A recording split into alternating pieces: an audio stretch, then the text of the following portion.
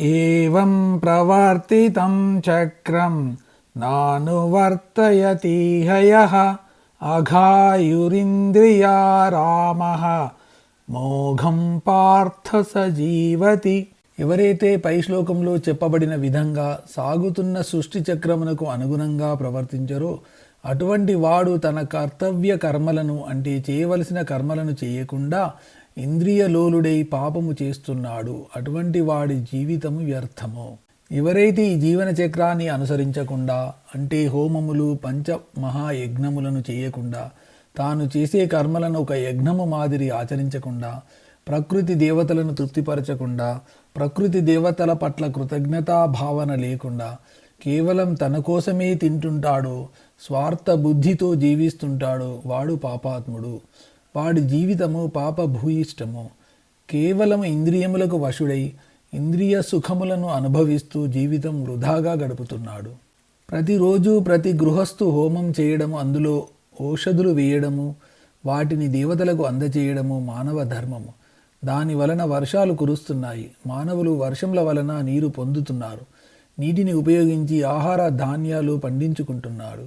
ఫల వృక్షముల నుండి ఫలములు పొందుతున్నాడు. కానీ ప్రతిగా ఏమీ చేయడం లేదు. దేవుడిచ్చిన నీటి కోసము 2 రాష్ట్రాలు కొట్టుకుంటున్నాయి. ఊరికినే ఇతరుల సంపదను తినేవాడు పాపాత్ముడు. ఇటువంటి వారిని పరాన్న భక్తులు అంటారు.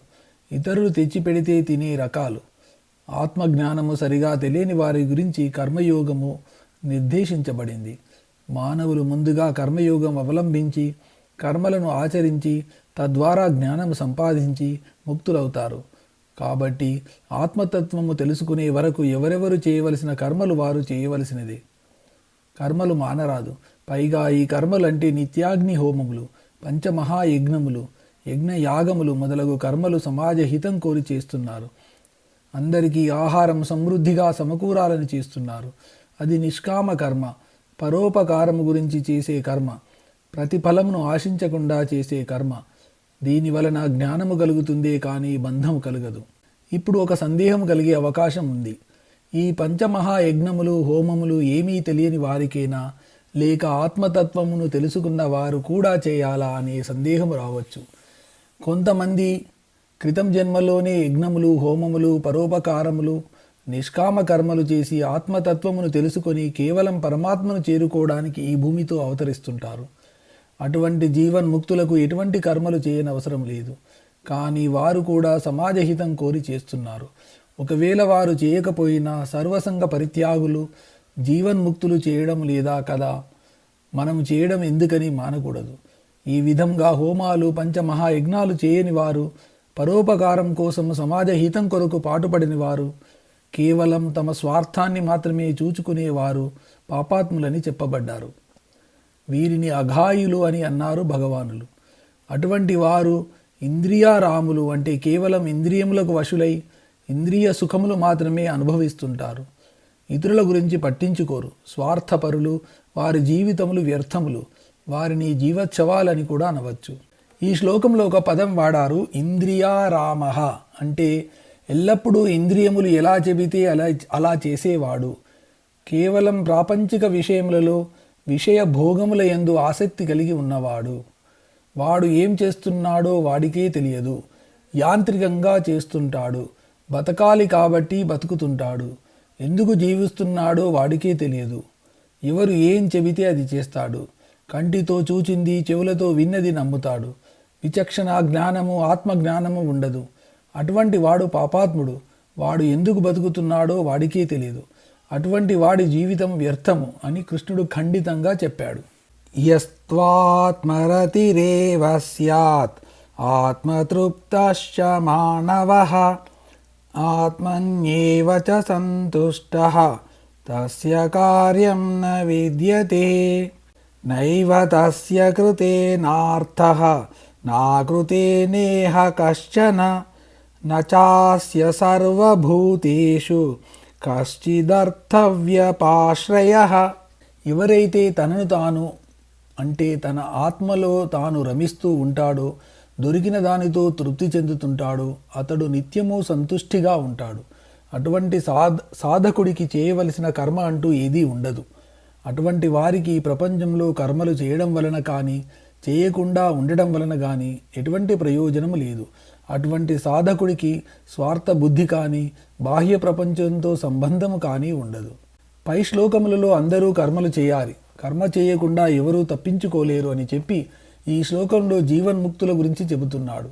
తమ మనస్సును పరమాత్మయందు చక్కగా ఉంచినవారు, మనస్సును ఆత్మయందు కలిపి రమించేవారు, తమలో తాము ఆత్మానందాన్ని అనుభవించేవారు, ఉన్నదానితో తృప్తిగా జీవించేవారు, సాంఖ్యులు, జ్ఞానులు అంటే ఆత్మజ్ఞానము కలవారు, బయట ప్రపంచంలో తిరుగుతున్న ప్రాపంచిక విషయాల చేత ప్రభావితం కానివారు, ఇంద్రియములను మనసును నిగ్రహించిన వారు, అటువంటి వారు జీవన్ముక్తులు. ఒకసారి ఆత్మ సాక్షాత్కారం కలిగిన తర్వాత అటువంటి వారికి ప్రపంచంలో చేయవలసిన పని అంటూ ఏమీ ఉండదు. అటువంటి వారు కర్మలు చేసినా ఒకటే, చేయకపోయినా ఒకటే. చేయడం వలన ప్రయోజనం కానీ చేయకపోవడం వలన నష్టం కానీ ఏమీ ఉండదు. అటువంటి జీవన్ముక్తుడు నిర్వికారంగా ఉంటాడు. ఎందుకంటే అతడు ఆత్మయందే తృప్తిని పొందుతున్నాడు. అతడికి కావలసింది అంటూ ఏమీ లేదు, కొత్తగా సాధించేది ఏమీ లేదు. లోకోపకారార్థము కర్మలు చేస్తాడు, లేకపోతే లేదు. అతడికి కర్మలు చేయాలి అన్న నిబంధన ఏమీ లేదు. అటువంటి వాడు ఈ ప్రపంచంలో ఎవరినీ ఆశ్రయించడు. ఎవరి ఆశ్రయము అతడికి అక్కరలేదు. అతడు ఎవరి మీద ఆధారపడడు. సామాన్య మానవులు ప్రాపంచిక విషయములు కావాలని కోరుకుంటూ వాటి కోసం కర్మలు చేస్తూ అవి దొరికితే తృప్తి పడుతుంటారు. జీవన్ముక్తులు కేవలం తమలో తాము తృప్తి పడుతుంటారు. ప్రాపంచిక విషయముల యందు ఏమాత్రమూ ఆసక్తి చూపరు. అటువంటి స్థితప్రజ్ఞుడికి, జీవన్ముక్తుడికి ఈ ప్రపంచంలో చేయవలసిన పని అంటూ ఏమీ ఉండదు. అటువంటి వారు కోటికి ఒకరు ఉంటారు. మిగిలిన వారందరూ తమకు విధించిన కర్మలు చేయవలసినదే. ఆత్మయందే రమించేవారు, ఆత్మయందు తృప్తిపడిందేవారు ఏ కర్మలను చేసినా చేయనట్టే ఉంటారు. కానీ వారిని చూచి సామాన్య జనులు కూడా వారిలా ఉందామని అనుకోవడం చాలా పొరపాటు. ఎలాగంటే ఒక ఉపాధ్యాయుడు జీవితాంతం విద్యార్థులకు పాఠాలు చెప్పి వారిని సన్మార్గంలో పెట్టి ప్రయోజకులను చేస్తాడు. తుదకు వయసు మీద పడగానే రిటైర్ అవుతాడు. పెన్షన్ తీసుకుంటూ సుఖంగా జీవిస్తాడు. అటువంటి వారిని చూచి ఆయన ఊరికే పెన్షన్ తీసుకుంటూ హాయిగా ఉన్నాడు, మేము కూడా అలాగే పని పాట లేకుండా సుఖపడతాము అని విద్యార్థులు, యువకులు అనుకుంటే వారి జీవితము కష్టాల పాలవుతుంది. రిటైర్ అయిన తర్వాత కూడా కొంతమంది ఉపాధ్యాయులు విద్యార్థులకు సాయం చేయాలనే కోరికతో ఉచితంగా విద్యా బోధన చేస్తుంటారు. దానివలన వారికి ఎటువంటి బంధములు అంటవు. కాబట్టి అందరూ కర్మలు ఆచరించాలి, కర్మలు వదిలిపెట్టకూడదు. నిష్కామ కర్మలు ఆచరించడం ద్వారా జ్ఞానము సంపాదించి దాని తర్వాత మోక్షమునకు అర్హులవుతారు. ఆ స్థితిని పొందిన తర్వాత వారు కర్మలు చేసినా చేయకపోయినా ఒకటే.